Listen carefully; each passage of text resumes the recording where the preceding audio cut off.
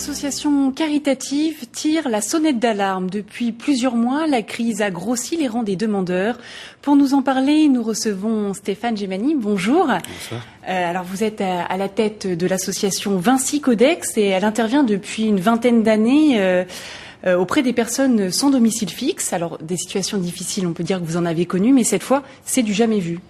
Oui, cette année, c'est quelque chose qui a pris des proportions régulièrement, enfin depuis ce début d'année, d'une façon jamais vue, comme on le dit. C'est l'arrivée de nombreux demandeurs d'asile a fait que ça a grossi les effectifs de la rue et les problématiques liées justement à des pathologies, à de nombreux enfants font que nous concentrons nos forces et la violence qui est engendrée d'une part par la rue, parce que la rue est violente parfois d'une façon naturelle, mais il y a la violence des faits, il y a la violence de l'action, il y a la violence également de certaines structures qui, dans le mépris, ne considèrent pas les bénévoles.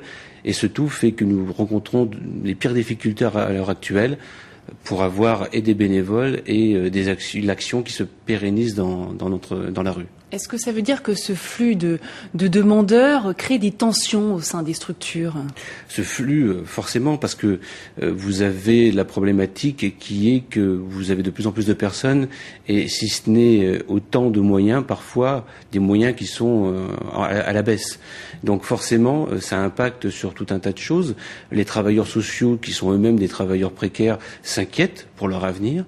Et donc, naturellement, malheureusement, dirais-je, ça attise certaines tensions.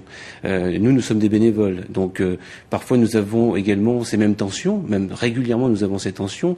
Et nous sommes confrontés à cette problématique, à cette dureté de la rue. Donc, le but, ce n'est pas d'avoir quelque chose où les gens s'affrontent, surtout quand on est sur la même longueur d'onde. Il faut que nous puissions nous unir et nous comprendre. Est-ce que ça veut dire aussi que vous craignez un désengagement, un ras-le-bol des bénévoles ? Non seulement on le craint, mais on le vit.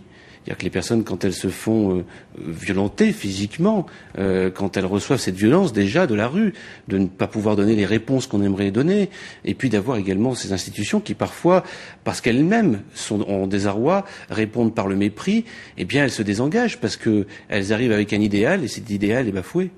Et est-ce que vous avez l'impression que les pouvoirs publics se désengagent ?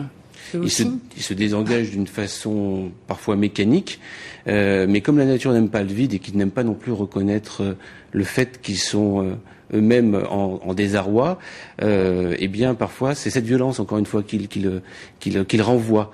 Et les bénévoles sont des citoyens. C'est des citoyens engagés. Ils viennent avec leur foi, une foi laïque.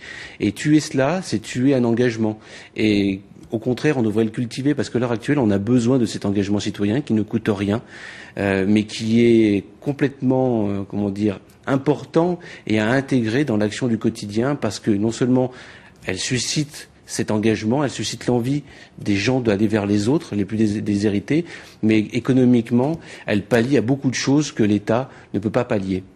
Merci beaucoup Stéphane Gemani d'avoir répondu à notre invitation. Tire la sonnette d'alarme, le nombre de personnes accueillies ne cesse d'augmenter. Pour nous en parler, nous recevrons Stéphane Gemani, un acteur de terrain.